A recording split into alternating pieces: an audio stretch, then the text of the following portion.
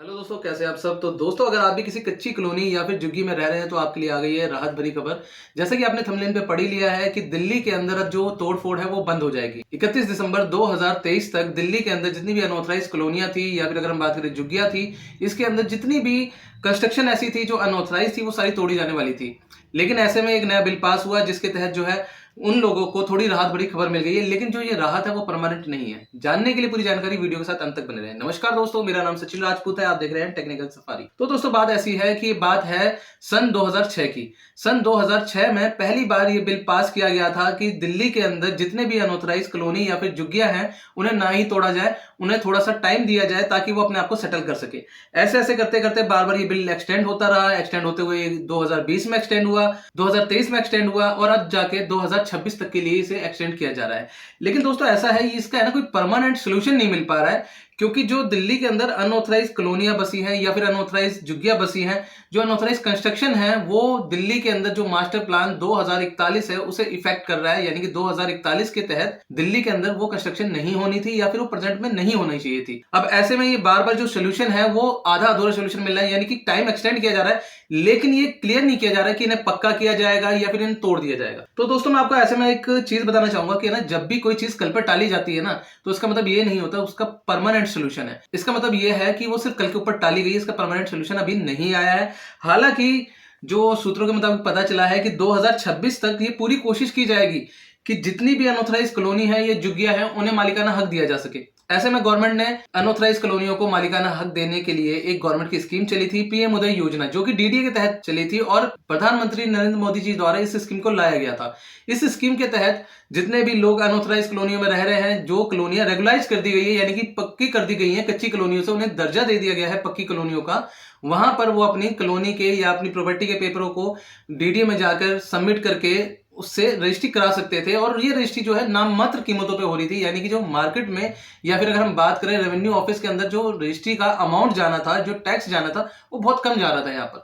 लेकिन ऐसे में भी ना लोगों के साथ बहुत बड़ी दिक्कतें आ रही है कि जो अनऑथराइज कॉलोनियां हैं उसमें रजिस्ट्री करवाने के लिए जाते हैं, उन्हें पेपरों की दिक्कत आती है या फिर उन्हें प्रोसीजर नहीं पता है, ऑफिसों के चक्कर काट रहे हैं। तो दोस्तों, अगर ऐसा आपके साथ भी है और आपका किसी अनऑथराइज कॉलोनी के अंदर घर, मकान या प्लॉट है, तो कैसे रजिस्ट्री करानी है उसके ऊपर हमने पूरी एक सीरीज बना रखी है। जैसे कि आप यहाँ पर आई बटन पे देख पा रहे होंगे, हमने पूरी की पूरी जो सीरीज है पीएम उदय की उसका लिंक दे रखा है। वहां पर जाके इजीली स्टेप फॉलो करके अपनी कॉलोनी की या फिर अपने कॉलोनी के अंदर जो आपका मकान है, प्लॉट है या घर है उसकी रजिस्ट्री करा सकते हैं। तो दोस्तों, वापस आते हैं हम अपने मुद्दे पे। जैसा कि आपको मैंने बताया कि अभी ये टाइम जो है एक्सटेंड कर दिया गया है, 2026 तक एक्सटेंड कर दिया गया है, लेकिन इसका परमानेंट अभी सोल्यूशन नहीं है।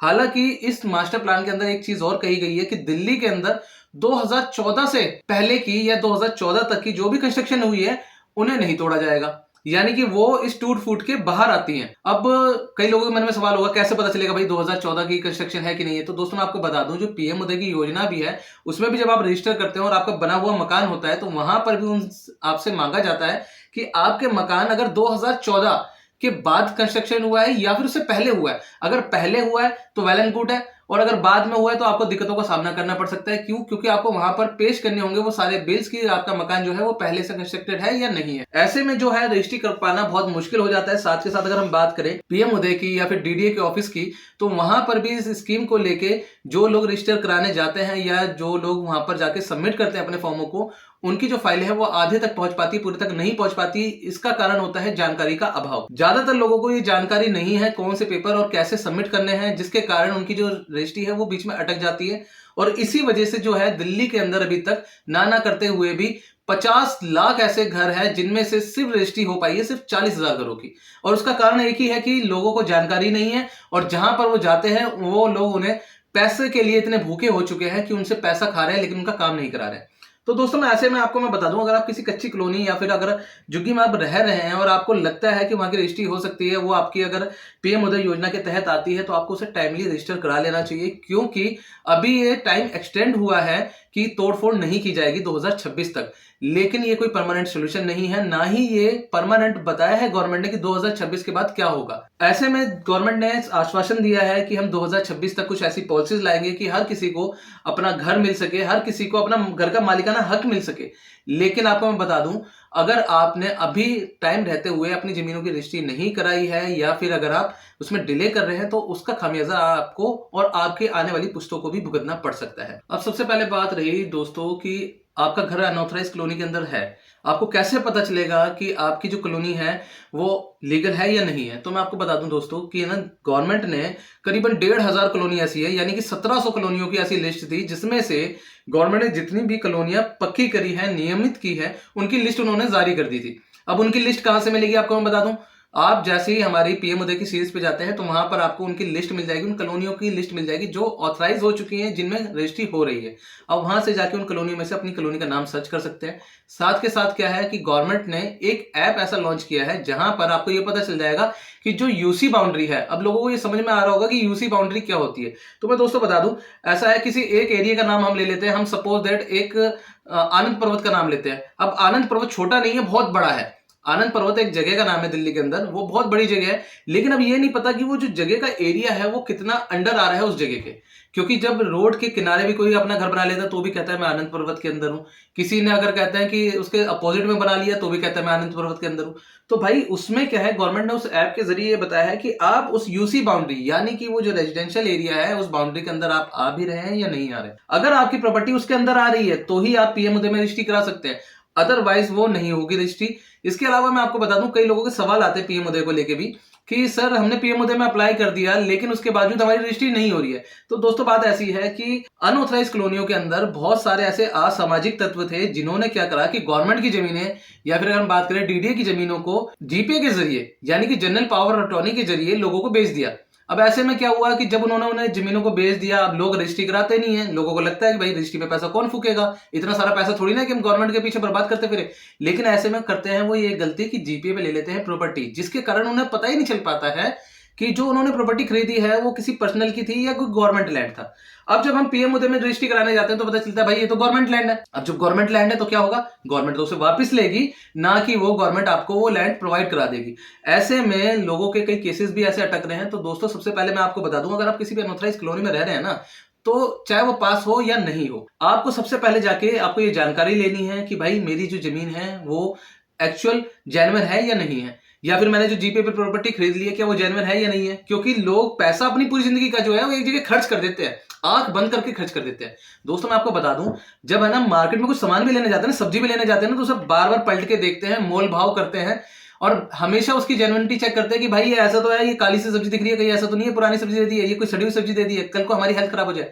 भाई जब आप जाके 100 रुपए किलो 50 रुपए किलो वाली चीज के लिए इतनी सारी बहस करते हैं, इतनी छानबीन करते हैं, तो अपनी जिंदगी भर का पैसा जो है एक बार में दांव पे क्यों लगा देते हो? जाके उसे चेक करो। भाई पूरी जिंदगी का पैसा है, पूरी जिंदगी की मेहनत की कमाई है, आने वाले बच्चों का आपका फ्यूचर है, जिसे आप आंख मूंद के कहीं पे भी इन्वेस्ट कर देते हो। आपको पता ही नहीं चलता कि भाई आपने अपनी जिंदगी भर की कमाई जो है आपने वहां पर इन्वेस्ट कर दी है, बस आपने जगह देखी, ओके करा, भाई आने दो। अरे भाई जब कोई एक छोटा सा सामान लेने जाते हो, एक मोबाइल फोन लेने जाते हो, तब भी उससे बिल की जिद करते हो, जीएसटी वाला बिल चाहिए, कल को मैं वारंटी के लिए क्या जाऊंगा, मैं क्या करूंगा। तो प्रॉपर्टी लेते टाइम ऐसा क्यों नहीं करते? अगर प्रॉपर्टी लेते टाइम भी अगर आप जांच करें, इतनी छानबीन करें, आप पेपरों पे इतना ध्यान दें, रजिस्ट्री पे इतना ध्यान दें, एमसीडी म्यूटेशन पे इतना ध्यान दें, तो मैं एक चीज 100% बता रहा हूं दोस्तों, आप कहीं नहीं फंस सकते। क्योंकि अगर आपकी रजिस्ट्री है, आपके एमसीडी म्यूटेशन है, तो इन फ्यूचर अगर आपके पास कोई भी ऐसा ऑर्डर आता है, चाहे वो रेरा का हो, चाहे गवर्नमेंट का हो, चाहे एमसीडी का हो, चाहे डीडीए का हो, लेकिन आपका घर, आपकी प्रॉपर्टी हमेशा सेफ रहने वाली है वहां पर।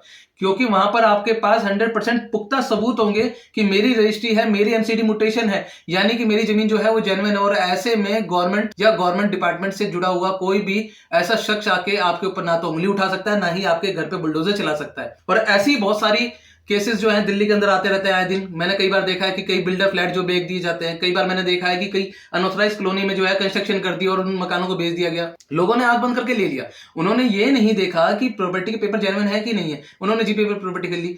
भाई जीपे का मैं एक चीज बताऊं, जीपे जो है ना कोई परमानेंट सोल्यूशन नहीं है। जीपे जो है मालिकाना हक तो बिल्कुल ही नहीं है। जीपे जो है सिर्फ एक एग्रीमेंट है जिसके तहत आपको सारे राइट्स मिलते हैं। प्रॉपर्टी को मेंटेन करने का राइट मिलता है, बिजली पानी का राइट मिलता है, आप उस पर आइडेंटिटी अपनी बनवा सकते हैं, आप अपने डॉक्यूमेंट्स बनवा सकते हैं। इसके अलावा आपको मैं बताऊं, आप उस प्रॉपर्टी को बेच भी सकते हैं, लेकिन आपको मालिकाना हक बिल्कुल नहीं मिलता है। अगर आपके दिमाग में ऐसी भूल है ना कि मालिकाना हक मिल गया तो आप बिल्कुल गलत हो। भाई ये जो प्रॉपर्टी की जीपे है ना, ये 2-2, 3-3 हजार रुपए में आप किसी भी नोटरी में जाके बनवा दो। अगर आप मेरे से बोलोगे ना कि ये गवर्नमेंट लैंड में अभी के अभी इसकी भी जीपीए बनवा के आपको दे दूंगा, लेकिन वो आपका मालिकाना हक नहीं है। और इसी चीज का फायदा उठा के मार्केट के अंदर जो स्कैमर बैठे हैं, या फिर अगर हम बात करें जो भू माफिया बैठे हैं, वो आपको बेवकूफ बनाते हैं और आपकी जिंदगी भर की गाड़ी कमाई जो है वो एक झटके में ले लेते हैं और आपको रोड पे लाने में बिल्कुल भी संकोच नहीं करते हैं। तो दोस्तों ऐसे में जो है ना, गलती उनकी नहीं है, गलती हमारी होती है, क्योंकि हमारा भी फर्ज बनता है कि हम जो चीज खरीद रहे हैं, जिस चीज पे हम अपनी जिंदगी भर की पूरी कमाई लगा रहे हैं, उसे चेक करें।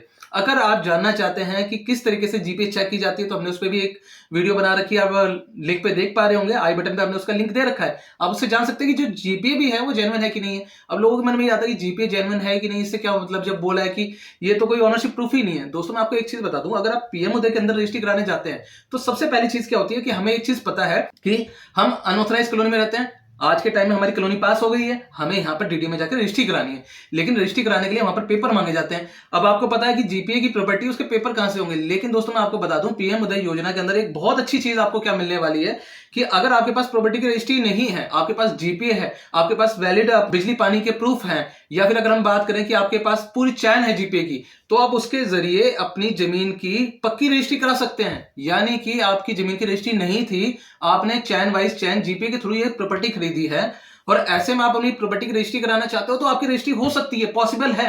लेकिन किस कीमत पे दोस्तों, जब आपकी जीपीए जो है वो कंप्लीट होगी, जीपीए के अंदर कोई कमी नहीं होगी। अब जीपीए के अंदर कोई कमी है या नहीं है वो कैसे जाने, क्योंकि भाई हम तो एडवोकेट के पास जाते हैं, हम तो नोटरी वाले के पास के जाते हैं। लेकिन दोस्तों मैं आपको बता दूं, देखिए एडवोकेट या नोटरी जो है वो आपके पेपरों की जो कॉपी है उसे एक बार वो कर सकता है, वेरीफाई कर सकता है कि जेन्युइन है, लेकिन पूरी चैन जो है वो आपको करनी पड़ेगी, क्योंकि ये आपका हक है। आपके पैसे दांव पे लग रहे हैं तो आपको चेक करना पड़ेगा। अब कैसे चेक करना है नहीं पता लोगों को। दोस्तों मैं आपको बता दूं कैसे जीपीए चेक होती है ना, पूरा प्रोसीजर बताया हुआ है बिल्कुल डीपली। अगर आप खुद भी चेक करोगे ना तो 100% ये बता रहा हूं कोई कमी नहीं निकलेगी।